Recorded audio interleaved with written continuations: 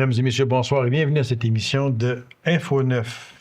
Le don d'organes est très précieux.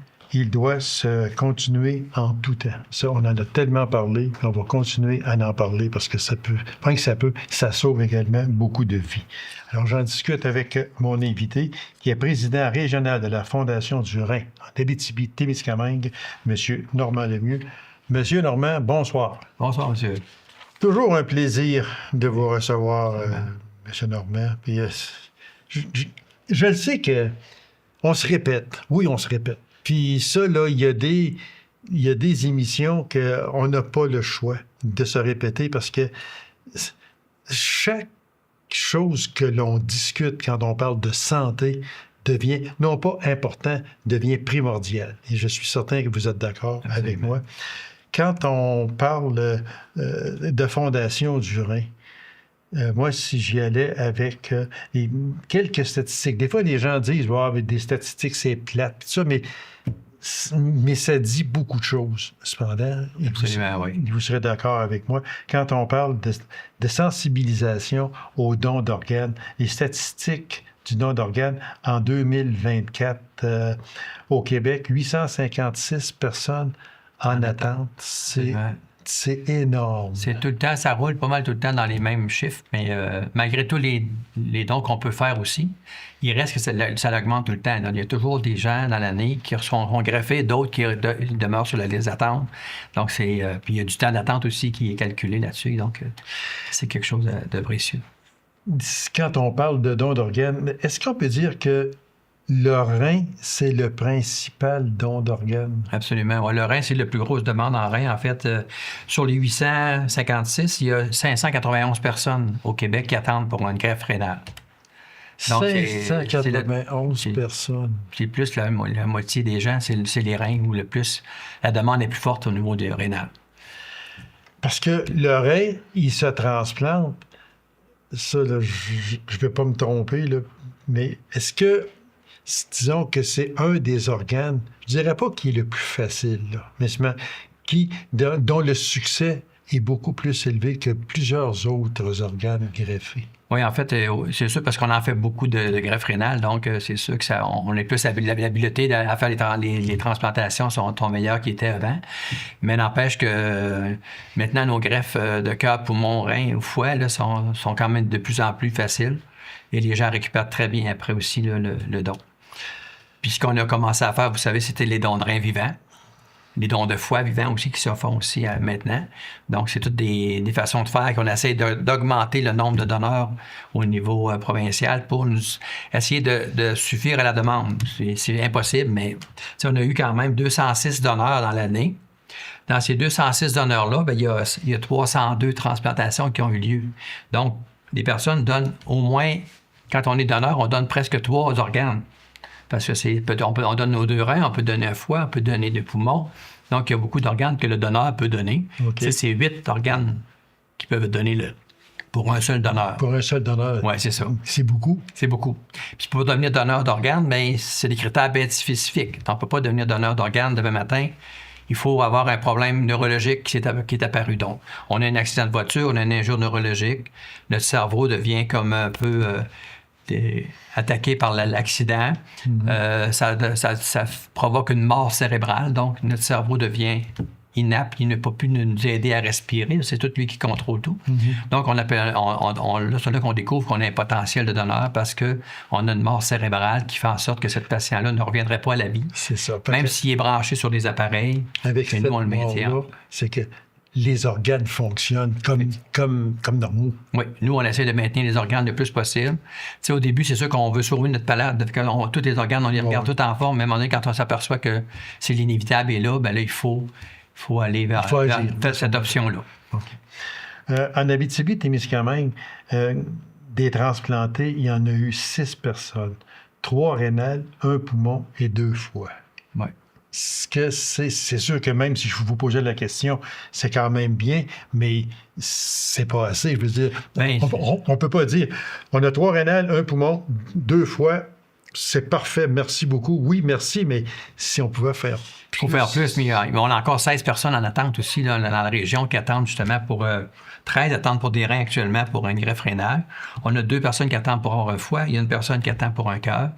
Puis quand on parle de reins, on dit qu'il y a 470 jours d'attente pour un greffe rénal. Donc, du moment qu'on est inscrit sur une liste d'attente pour un greffe, on a plus qu'un an à attendre pour avoir un receveur qui peut être compatible avec nous. Donc, c'est là que la game commence, parce que là, il faut être en forme, il faut maintenir nos organes facilement. Mais ça l'a diminué, parce qu'avant ça, c'était 40% plus élevé que ça, le temps d'attente pour un rein. Qu'est-ce qui a fait que ça a diminué? Bien, c'est qu'on en fait beaucoup plus. Une sensibilisation. Sensibilisation, puis on a les dons vivants aussi qui viennent aider à fluctuer. En fait, si on fait 45-50 dons d'organes vivants par année, bien, c'est moins. C'est des donneurs potentiels qui peuvent donner à d'autres personnes qui n'ont pas de la chance d'avoir un donneur vivant pour eux autres. Parce que c'est pas tout le monde qui a la chance d'avoir ça. Parce qu'on parle d'un rein 470 jours, de fois 214. Presque une année. C'est presque une année. Puis un cœur, bien, 156.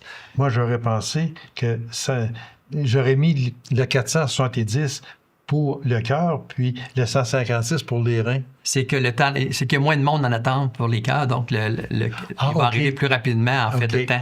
Vu qu'il y a moins de donneurs, il y a moins de demandes au niveau cardiaque. Donc, dès qu'il y a un décédé, bien, si le cœur fonctionne, bien, on est plus rapide à pouvoir le transplanter. Mais c'est pas facile d'avoir souvent un bon cœur quand tu as une personne... tu sais, moi, j'ai 70 ans, puis je décède demain matin, je fais une grosse ACV, puis je décède, mais j'ai déjà un problème cardiaque, donc c'est sûr que mon cœur pourrait pas être prélevé puis être transplanté. Mais mon foie, mes reins pourraient l'être aussi. Mais, fait qu'avec l'âge, des fois, nos donneurs, ils ont quand même plus que 54 ans et plus. La moyenne des donneurs, c'est 54-65. Le plus gros élevé. Fait que c'est là-dedans qu'on joue pour... Quand on parle, peut-être une question de même, M. Lemieux, si je vous demandais, est-ce que c'est vrai que le foie se régénère? Oui, absolument, parce que nous, on va prélever un lobe de foie. Le foie est composé de 3 lobes. Donc, il y a une partie du foie qui est retirée pour faire la greffe. Et avec le temps, ça va prendre de 6 à 12 mois. Mais la partie où on a greffé, où on a retiré, bien, il va se refaire parce que c'est un organe qui est très viable et puis qui va se régénérer, puis il va redevenir presque normal là, après un an. Puis, est-ce qu'on peut, s'il est atteint de cancer, une partie peut être prélevée? Si un foie est cancéreux, il ne sera pas prélevé pour un don, ça c'est sûr. Ah, OK. Mais on peut l'enlever un cancer du rein. Il y en a plusieurs personnes qui ont des cancers de rein aussi. OK. Puis les cancers de foie, bien, le cancer du foie, on enlève un lobe de foie qui est atteint. Qui ne sera jamais transplanté. Non. Non, c'est juste pour ça va sauver le patient parce que lui, ça va éviter que ce cancer-là va se métastasier ailleurs. OK. Donc, on l'enlève le plus rapidement possible. On parle, M. Lemieux, de donneurs vivants. Le Québec envisage d'opter pour le consentement présumé. La transplantation rénale à partir d'un donneur vivant est une option privilégiée pour les patients nécessitant une greffe de rein. Ça, il y a une grosse sensibilisation à faire sur ça. Absolument. Puis c'est beaucoup de questionnements. À la Fondation du rein, on a écrit, les dirigeants ont écrit un mémoire justement pour annoncer notre intention d'être en accord avec ça, avec quelques principes directeurs aussi, comment procéder. Parce que ça veut dire que dès que tu deviens donneur potentiel dans un hôpital, bien, on n'aurait plus nécessairement besoin du consentement parce que si tu es donneur, à moins que tu ne voulais pas l'être, bien là, on va pas procéder au prélèvement. Mais il y aura toujours la demande à la famille quand même de dire, bien, on est rendu à l'étape qu'on peut faire un don d'organes. Bien, la famille a toujours le droit d'accepter ou pas. Mais ça reste qu'il n'y a plus de signature nécessairement obligatoire là, qui serait nécessaire. Comme nous, on la met en arrière dans notre carte d'assurance maladie, mais vous savez aussi que vous allez chez votre notaire ou qui va vous inscrire sur un registre. On peut le faire. Fait que ça, c'est facile aussi. Donc, ça permet, nous, quand on fait la coordination du donneur, bien, on est capable de voir là, s'il est voulu ou pas. Quelle est l'action la plus plausible, la plus facile pour les personnes qui nous écoutent, qui pourraient dire ben moi, je suis sensible à ça. Je pourrais te donner un rein. Je pourrais te donner... C'est quoi la première étape de ces personnes-là? Ce serait quoi, selon vous? Je pense que le plus important, c'est d'en parler avec votre famille. Okay. Parce que si la famille n'est pas au courant, On n'a jamais parlé de ça. Peut-être que oui, tu écoutes une émission de télévision, tu vois ça, tu dis, ah ben oui, OK, ça serait correct, mais tu t'en parles pas à personne. Tu signes ta carte, mets dans ton portefeuille. Mais s'il y a personne de la famille qui est au courant, tu dis, ben moi, vraiment, là, si jamais ça m'arrive, je veux pas vous aider à l'encontre, je veux absolument que vous procédiez, si c'est possible de le faire, faites-le. Puis je ne veux pas aller Fait que là, les gens, quand ils arrivent à cette situation-là, ah ben oui, il m'en a déjà parlé, puis il était d'accord avec ça. Donc, pour eux autres, ça va les libérer. Parce que là, s'ils ne savent pas, ils vont dire, voulais-tu vraiment, il voulait-tu pas? Il n'a jamais parlé. Donc, je pense que le plus important de tout, c'est de s'en parler en tant que nous autres, pour que notre conjoint, nos enfants soient au courant que oui, si jamais on rendu là, ben qu'on accepte de devenir donneur. Une question comme ça, M. Lemieux. Est-ce qu'il y a un âge maximum pour faire des dons d'organes? Pas nécessairement. Non, parce qu'il y a des 88 ans qui donnent maintenant des fois où on a des... Si le patient est en pleine forme, il n'y a pas de pathologie, rien d'anormal chez cette personne-là, il y a une fonction rénale presque normale ou pratiquement normale, bien, on va procéder au prélèvement, ça c'est sûr. Mais le rein est toujours analysé de toute façon pareil au prélèvement. Fait que si on voit qu'il y a une faille dedans, bien là, on ne le transplante pas tout simplement. Mais en général, là, on est capable de tout voir ça avant même le prélèvement. Donc, c'est facile. Mais pour un foie, encore, c'est un organe qui se régénère, comme on l'a parlé tantôt. Oui. Fait que cet organe-là pourrait être transplanté assez. C'est une personne plus âgée, même 70, 80, qui pourrait être pris pour être transplanté à une personne de 55 ans, mettons, qui a besoin absolument, ou plus jeune même. Peut-être une question difficile, puis je ne sais pas s'il y a une moyenne d'âge, mais est-ce qu'on peut établir une certaine moyenne d'âge pour un don de rein, disons, ou un don de foie? Est-ce qu'il y a une moyenne d'âge? Bien, habituellement, là, le maximum, il n'y en a pas, mais sauf que ça va à 65, 70 ans. Ça joue là-dedans, ou bien non, si ça peut être à 30 ans, comme ça peut être à 75. Écoute, ça commence pas à la naissance, mais à quelques années de vie, aller jusqu'à... Il n'y a pas vraiment d'arrêt d'âge, comme je t'ai dit tantôt. Il n'y a pas d'arrêt d'âge. On ne peut pas dire qu'à 55 ans, on ne donne plus d'organes parce qu'on arrête de donner Parce que si vous vous rappelez les dons de sang dans le temps, quand tu avais 65 ans, tu ne peux plus en donner. C'est ça. Maintenant, tu peux en donner jusqu'à l'âge de 75 et plus, là.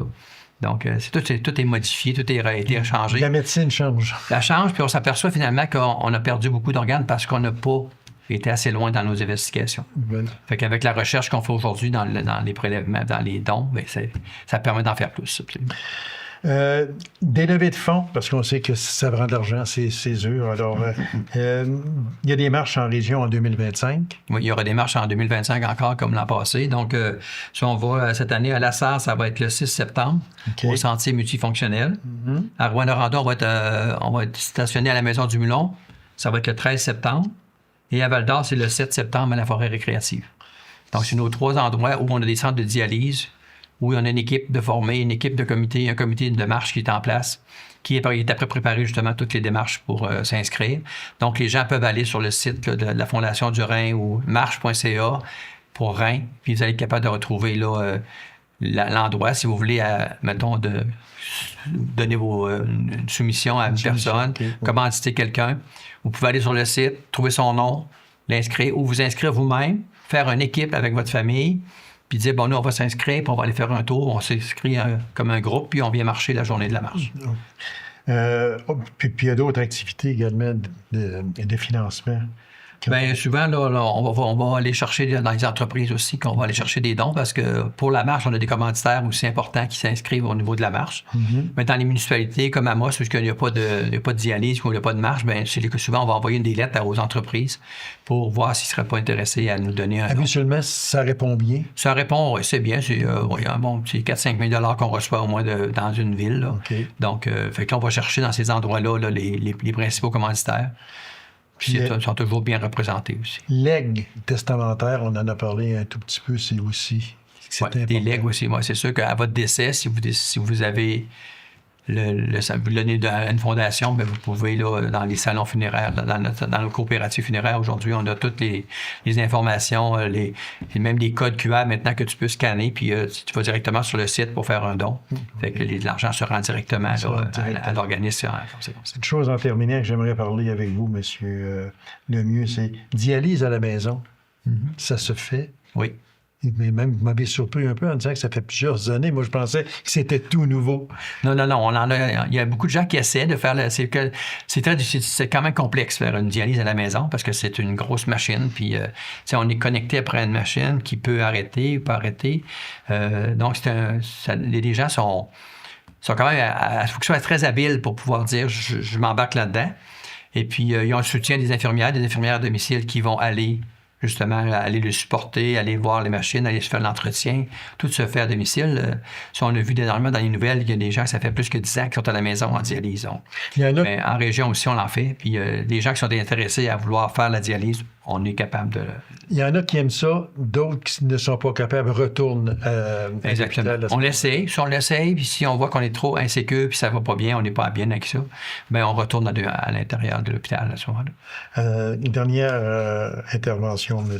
Lemieux. On va parler de recherche de bénévoles. C'est tellement important, les bénévoles. Oui, effectivement. C'est toujours la clé des succès quand on fait une activité, ben c'est d'avoir des gens bénévoles qui viennent soit pour la journée même de l'activité, dire ben je suis prêt à vous donner mon temps pour la journée pour venir vous installer vos kiosques ou faire des choses comme ça, ou venir marcher avec vous autres pour faire la circulation ou embarquer directement dans la section. Nous, à la section, on a 3-4 rencontres par année seulement. Donc, on se rencontre, on fait un petit bilan de nos activités. On essaie de voir qu'est-ce qu'on pourrait faire d'autre aussi, parce qu'il y a des événements tiers qui appellent. Oui, donc, ça peut être des soirées dansante, ça peut être un quilliton, ça peut être des spectacles qu'on peut organiser. Donc, des bénévoles-là pourraient apporter juste cette partie-là. Oui. Ils sont intéressés, ils disent, on fait l'activité pour vous, fait qu'on la fait pour vous. Nous, on les supporte là-dedans. Ça nous permet d'avoir des bénévoles de plus dans notre activité. Monsieur Lemieux, toujours un plaisir. Merci infiniment et puis bonne chance. Puis on demande aux gens de donner, s'il vous plaît, donner en argent et donner des dons. C'est ça. Et signer aussi votre carte de don d'organes pour aviser vos familles. Merci infiniment, monsieur Lemieux. Toujours un plaisir. Merci. Courte pause, on vous revient immédiatement après. Reste avec nous.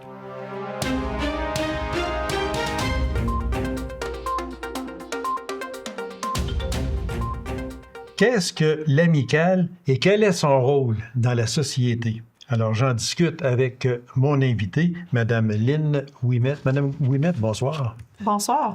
Merci d'avoir accepté cette invitation. C'est très gentil à vous. L'amicale, dans mon intro, je disais, qu'est-ce que l'amicale et son rôle dans la société? Est-ce que je me trompe ou bien non? Si, moi, c'était une des premières fois que j'entendais parler de l'amicale. Alors, c'est quoi exactement? Puis c'est quoi son rôle? Bien, le Centre d'action bénévole L'Amicale existe depuis 1980. Ah mon Dieu, je suis un petit peu en retard, excusez. Donc, on est un organisme communautaire sans but lucratif. On est membre de la Fédération des centres d'action bénévoles du Québec aussi. Donc, nous, on a comme mission le maintien à domicile des personnes aînées de notre territoire et on a aussi comme mission la promotion de l'action bénévole. Okay. Donc, pour ce qui est du volet maintien à domicile des personnes aînées, on a deux parties dans ce volet-là. Donc, on a l'accompagnement transport bénévole vers des rendez-vous de nature médicale ou pour des visites aux conjoints hospitalisés ou hébergés. Donc, ça s'adresse aux personnes de 65 ans et plus. Qui sont autonomes, semi-autonomes. Donc, ils doivent être capables d'embarquer, débarquer seuls du véhicule. Donc, ça peut être chiro, dentiste, optométriste, tout ce qui est examen de santé, des rendez-vous avec des spécialistes.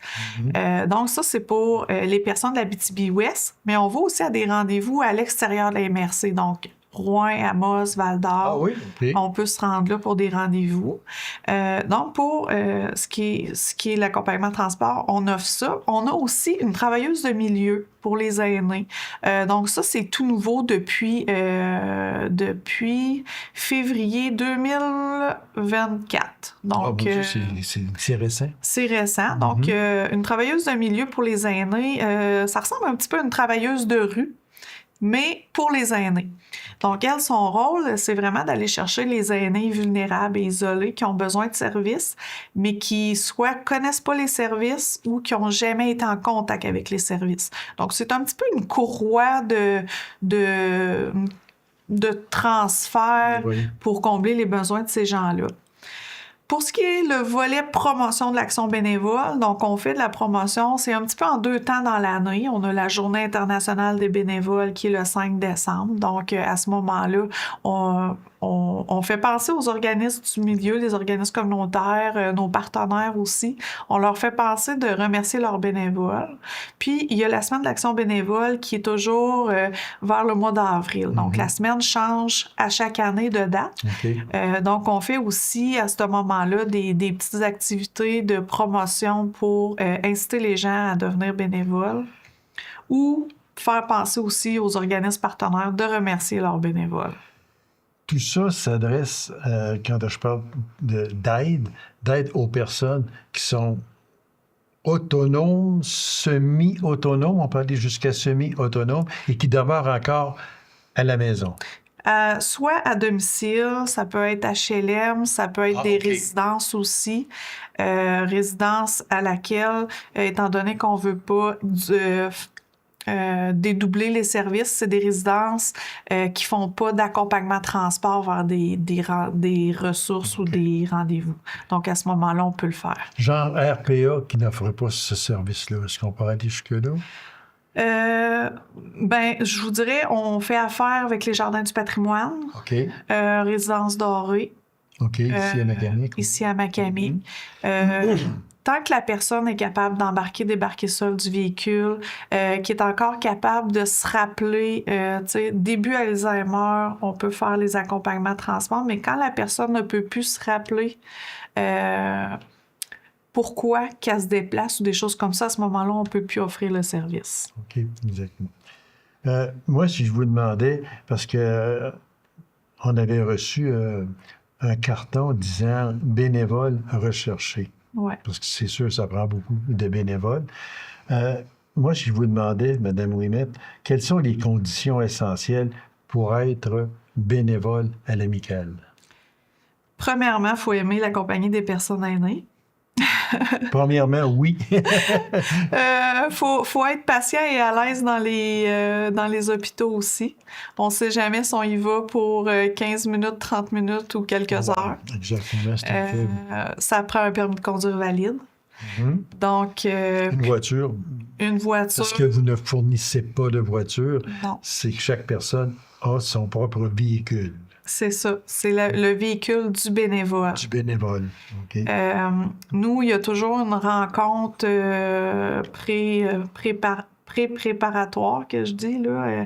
Donc, je rencontre la personne, on regarde avec elle ses intérêts, comment qu'elle voit ça. Donc, une petite entrevue pour voir comment qu'elle voit son bénévolat. On regarde aussi, c'est sûr qu'on regarde, bon, est-ce qu'elle a des assurances valides, permis de conduire valide, on fait une demande d'antécédent judiciaire. Donc, une fois que tout ça est fait, à ce moment-là, la personne elle peut commencer à faire son bénévolat. C'est important parce que c'est d'avoir un permis de conduire valide, oui, d'avoir un véhicule, oui, mais je pense que la condition première, selon moi, c'est d'aimer les personnes. Oui.